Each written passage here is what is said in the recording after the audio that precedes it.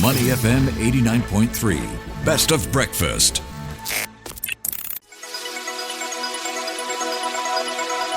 The U.S. Market Update with Money FM 89.3. Good morning. Welcome to the U.S. Markets Wrap with me, Ryan Huang. Let's take a look at the benchmarks in the latest session. And it looks like we've got some profit taking again. And that's where we've got stocks slightly underwater. Looking at those numbers, we've got the S&P 500 lower by 0.5%, the Nasdaq down 0.5%, and the Dow Jones Industrial Average lower by 0.4%. So a sign perhaps that folks are also doing a bit of waiting and seeing as we look for more data. That includes tonight's Personal Consumption Expenditures Price Index out. That will be the Fed's preferred inflation gauge. And we are looking out for how that will play out in terms of informing the Fed where to go when it comes to rates in the coming months. Let's check in now with Daniel Tan. He is the Portfolio Manager for Grasshopper Asset Management. Daniel, good morning. Thanks for joining us. Morning, Ryan. Hey, Happy great. Friday. Happy Friday. Great to have you on. And let's talk about what is playing out in the past session, the past week, the past month.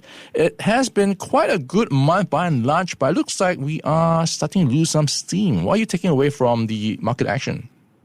So, generally, September was a steep month of performance, a positive performance across markets. So that's include bonds and equities. Particularly for equities, it did much better than bonds. And on regional per se, it will be emerging market doing better than developed markets. So you're looking in the region of 3 to 5% for Chinese Hong Kong market. Developed markets will be doing somewhere around 1 to 3%. So that was the performance. And the takeaway was Fed cut was positive for markets.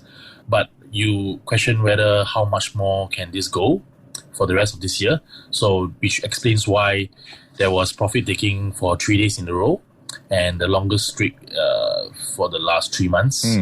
So on a PE perspective, we are actually on a high side. We are closer to where we saw during COVID, where interest rates were set low and PE ratios shot to 23 times across, more than 23 times across indexes.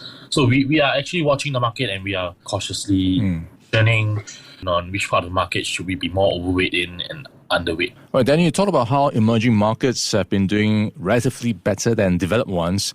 Is that a factor of the rate cuts weighing on the US dollar, or is it a factor of perhaps also the emerging markets doing a bit of catch-up? I think you mentioned the 2 points correctly, but I would be more aligned to the second point where developed markets were actually doing much better last year. And this year was more of a catch-up for Chinese Hong Kong market, especially as we saw China is just about to... I would say they are already past the worst. They have seen a 3 years of property crisis from 2020. This year was the first year where you saw Chinese property sector starting to recover. So this year, surprisingly, we saw last 3 months there were some deals going through. So names like household names like Longfor, Frenchen Group, these are more Hong Kong exposed names. They are able to refinance at 7%, which was quite shocking, given where you see US Treasury yields are close to 5%, maybe 4.5% right now. And then there was a high yield corporate season group as well. They issued at 13%. So this was quite surprising because we used to bracket season group somewhere around where Shimao, Country Garden, and we all know that what happened to Country Garden and Shimao. So it's quite surprising that there's a vote of confidence from the market that they are able to issue 3 years debt at 13% and there are buyers for them. All right. Talk about a vote of confidence when it comes to Chinese tech as well. We've seen that turning around somewhat. Also in the news because of the loophole that Donald Trump closed in the sense that goods being shipped to the US do now attract higher taxes. How much has that weighed on e-commerce companies and what's your approach towards Chinese tech right now? On the tariff part, on this divergence of trade, I didn't have much view on that. But I would, in general, China tech rally is on stable footing. It's much like what the global names are doing. Tech companies has been on an upward trajectory this year. This momentum is mainly a function of a sharp reversal that we saw last year, particularly in China. We saw that the Chinese sector was weighed by regulatory crackdowns and a slowing Chinese economy from the reason we mentioned about the property crisis. So this year, we don't have these issues in China. So you saw the tech companies in China actually did much better. And also Alibaba recently surged.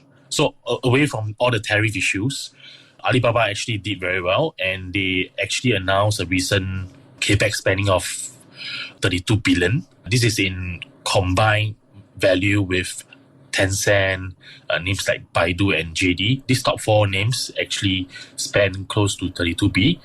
This is much more than the 13B that was spent in 2023. So the view about tech companies is they only start spending in AI if they see that the ROI visibility has improved. So it just shows a vote of confidence for the tech sector that they are seeing that there's more demand for AI, there's more consumer future demand from consumers in this AI sector. So I think away from the tariff, this is what has been driving the tech rally 6-7 months. Okay. Yeah. All right, Daniel, another space you talked about earlier was the defense sector. What are the names that come to mind?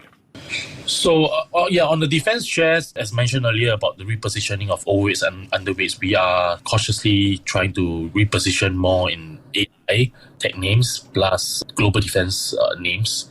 So, the names that we are constructive about is across Europe, North America, for good and bad reasons. Although we don't really want to see a war happening, but you do see that the increased tension across Middle East, lately India, China as well, and also the unresolved issues with Ukraine, Russia, that will cause military budget to expand across NATO countries, Asian countries as well. So lately we have seen a surge in rally for even India, Chinese military names, defense names. So yeah, we are bullish about this sector, and the names that we are watching is more the large caps. So the large caps like Lockheed Martin, NEC, and as well as the Boeing. So these are the bigger names that we are watching, and Hanwha as well in Korea.